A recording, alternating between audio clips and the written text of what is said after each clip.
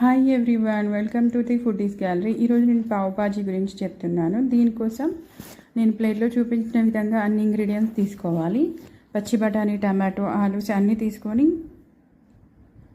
పెట్టుకోవాలి. ఒక కుక్కర్ తీసుకొని దానిలో క్యాబేజీ, క్యాలీఫ్లవర్, ఆలు, క్యారెట్ అన్నీ వేసి వాటర్ తగినన్ని నీరు పోసి ఉడికించుకోవాలి.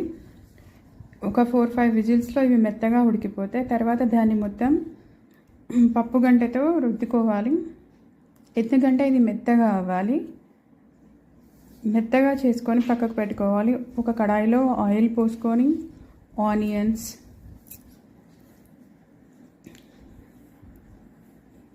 అండ్ టమాటోస్, ఆనియన్స్ మొత్తం రెడ్గా వేగిన తర్వాత టమాటోస్ వేసుకోవాలి. అల్లం వెల్లుల్లి పేస్ట్ కూడా వేసుకోవాలి.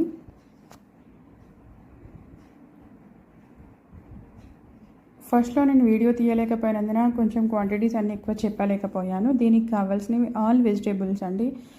మన దగ్గర ఉన్న వెజిటేబుల్స్ అన్నీ యూజ్ చేసుకోవచ్చు. పచ్చి బఠానీ సీజన్ కాబట్టి పచ్చి బఠానీ చాలా బాగుంటుంది ఈ టైంలో. టమాటోస్ వేసుకొని అవి కొంచెం మెత్తగా అయ్యాక పచ్చి బఠానీ కూడా వేసుకొని మనం ముందే బాయిల్ చేసి పెట్టుకున్న మిశ్రమాన్ని కూడా దీంట్లో వేసి కలుపుకోవాలి.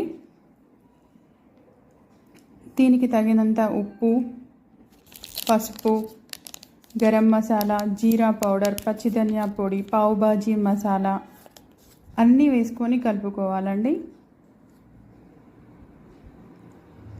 మనం బయట తినడం అంతా అన్హెల్దీ కాబట్టి మనం ఇంట్లో అన్ని రకాల వెజిటేబుల్స్తో చేసుకోవడంటే బాగుంటుంది. దీనికి తగినన్ని వాటర్ పోసుకొని ఉప్పు వేసుకొని కవర్ చేసేసుకోండి.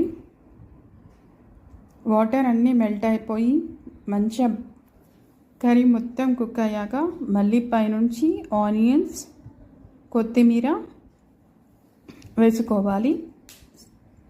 సాల్ట్ కానీ మీరు ఎంత తినగలిగితే అంత రుచికి తగ్గట్టు వేసుకోండి. లాస్ట్లో మాత్రం బటర్ వేయాలి.